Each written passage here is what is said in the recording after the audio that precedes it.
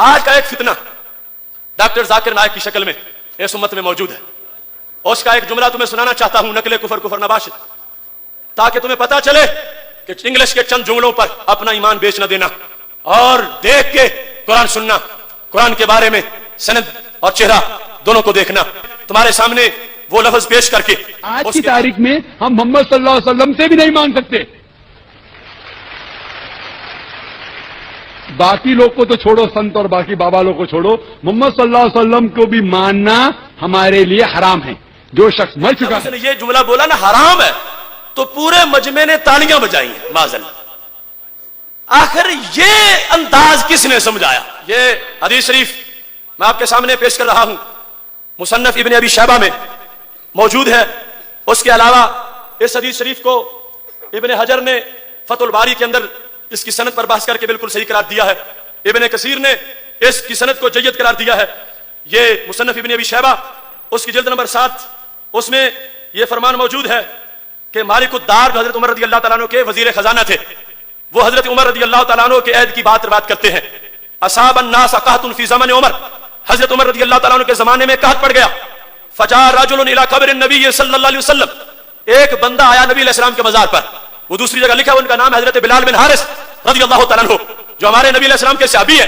وہ بلال بن حارث نبی علیہ السلام کے روضہ پاک پہ چلے گئے. زمانہ کس کا؟ حضرت فاروق اعظم رضی اللہ تعالیٰ عنہ کا. وصال نبوی کو کئی سال گزر چکے ہیں. اس بندے نے کیا جا کے کہا جو آج بھی ہر سنی کہتا ہے؟ فقال یا رسول اللہ، یا رسول اللہ، یا رسول اللہ. فقال یا رسول اللہ، یا کے ساتھ ندا کی.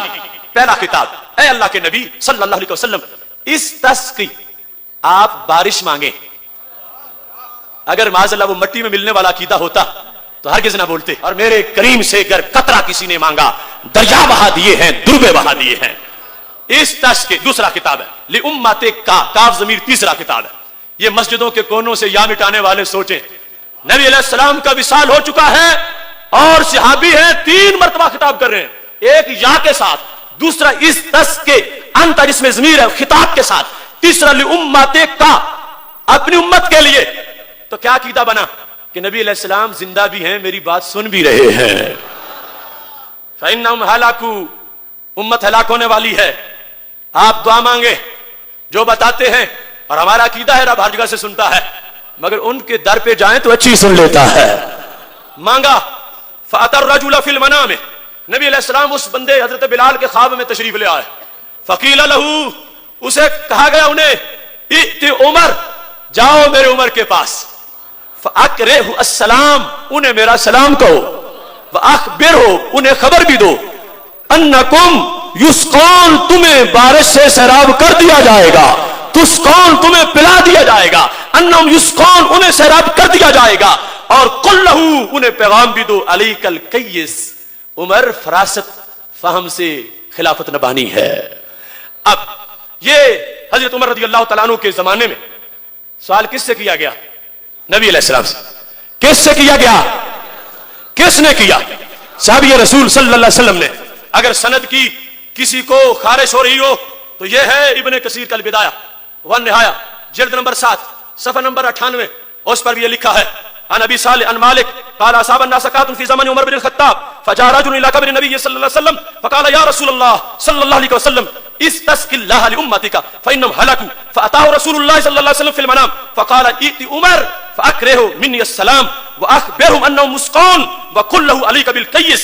یہ سب کچھ بیان کر کے کیا کہا؟ ھذا اسناد صحیح، ھذا اسناد، ھذا اسناد، ھذا اسناد، ھذا اسناد، یہ سند بالکل بالکل. کس نے کہا؟ ابن کثیر نے، ابن تیمیہ کا شاگرد ابن کثیر. ھذا اسناد صحیح، یہ سند بالکل صحیح ہے. اور یہاں پر یہی بات ختم نہیں ہو جاتی. یہ دیکھو جو ثانیہ فتح الباری کی، صحیح بخاری کی، یہاں پر بھی اس کو لکھا گیا ہے، 629 صفحہ ہے اور 630 صفحہ ہے. اس میں یہ کہا وَرَوَى ابن ابی شیبہ بِإِسْنَادٍ صحیح، کہ ابن ابی شیبہ نے سند صحیح سے اس کو روایت کیا ہے. اور یہاں اس بات کو انہوں نے لکھا کہ وہ جو جانے والے تھے قبر پہ ہوا بلال بن الحارث، وہ بلال بن حارث تھے. احد الصحابہ وہ ایک صحابی تھے، ایک صحابی تھے، انہوں نے معین کر دیا وہ رجل کون تھے، تابعی نہیں تھے، صحابی تھے، اور انہوں نے جا کر یہ نعرہ لگایا جو ہم لگاتے ہیں، اور نبی علیہ السلام سے مانگا، سرکار کو زندہ مان کے، سرکار کو مدد کرنے والا مان کے کہ میری ہماری مدد کریں گے، رب سے درخواست کر دیں گے، لہذا وہ دین صحابہ کا ہے جس پر ہم ہیں، اور وہ دین صحابہ کا نہیں ہے جس کا نالائق ڈاکٹر ذکر کرتا ہے۔ مانگا اور اس کی سند پر ہم نے مناظرہ کیا، اور میں شرح صدر کے ساتھ تیار ہوں، جسے شک ہوگا سند صحیح ثابت کروں گا اس کی، اور حضرت عمر نے شک نکال دیے، اس کا کوئی جواب ان سے نہیں بن پڑا۔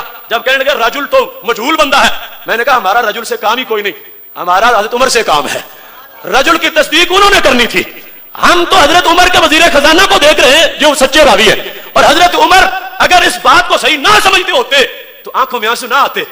جب کہا نا حضرت بلال نے کہ نبی علیہ السلام نے اے عمر تمہارے نام بھی پیغام بھیجا ہے، علیک بالقیس، عمر ہوش سے خلافت نبھانا، سمجھداری سے آگے بات چلانا، تو کہنے لگے یا رب ما آلو الا ما اجزت عنہ، خدا کی قسم ہے آخری سانس تک پوری طاقت سے کام کروں گا۔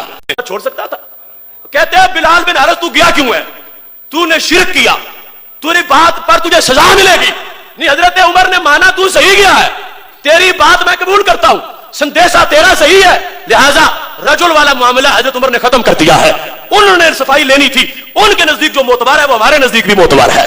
جب وہ مان گئے رجل کی بات، ہم بھی مان گئے، اور ان تک سند ثابت ہے، لہذا میں سند صحیح سے یہ بیان کر رہا ہوں کہ نبی علیہ الصلوۃ والسلام سے بعد از وصال ہم ہی نہیں صحابہ بھی مانگنے والے ہیں۔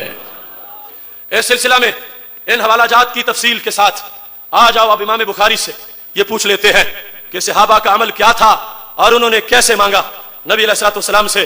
یہ میرے ہاتھ میں جو کتاب ہے اس کا نام ہے الادب المفرد، یہ ہے امام بخاری کی کتاب۔ اس میں ایک باب ہے، باب ما یقول الرجل اذا خدرت رجلہ، جب بندے کا پاؤں شل ہو جائے، سو جائے، اسے کیا کرنا چاہیے۔ اس باب میں انہوں نے حدیث ذکر کی ہے، اے سنی اپنے ایمان کی سند پر ناز کر، کہاں سے چل کے تیرا مسلک آیا ہے۔ یہ ہے الادب المفرد، الادب المفرد، اور 142 صفحہ۔ آپ حیران ہوں گے باقی کتابیں نہیں ہیں، یہ پرانی کیوں ہے؟ میں مظلوم ہوں، تمہیں کیا بتاؤں۔ اس میں وہ لفظ ہے یا والا جو ان کے سینے میں نیزہ لگتا ہے۔ کتنا ظلم ہے، چھاپا بعد میں تو یا کاٹ کے حاشیے میں لکھی اور پھر حاشیے سے بھی نکال۔ اب مارکیٹ میں تمہیں نہ اوپر ملے گی نہ حاشیے میں ملے گی، لیکن امام بخاری نے جب لکھی تو یہ ہے مکتبہ تازیہ کی چھپی ہوئی کتاب۔ مناظر اسلام حضرت مولانا صوفی محمد اللہ دیتا صاحب رحمۃ اللہ علیہ وسن پورا والے، یہ ان کے مکتبے کی کتاب ہے۔ یہ لکھو، دیکھو اس میں لکھا کیا ہے، اور پھر سوچو کہ ہم نے ان کا بگاڑا کیا ہے۔ وہ حبیب پیارا تو عمر بھر کرے فیض و جودی سر بسر، ارے تجھ کو کھائے تپے سکر، تیرے دل میں کس سے بخار ہے۔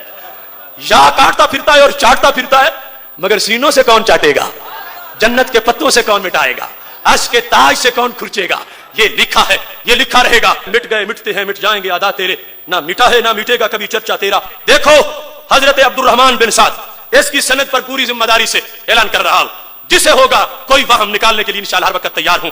حضرت عبد الرحمن بن سعد کہتے ہیں خادرت رجل ابن عمر، حضرت عبداللہ بن عمر کا پاؤں شل ہوا، فقال له رجل اذكر احب الناس الیک، انہیں کسی نے کہا انہیں جا بلاؤ جو سب سے بڑے محبوب ہیں۔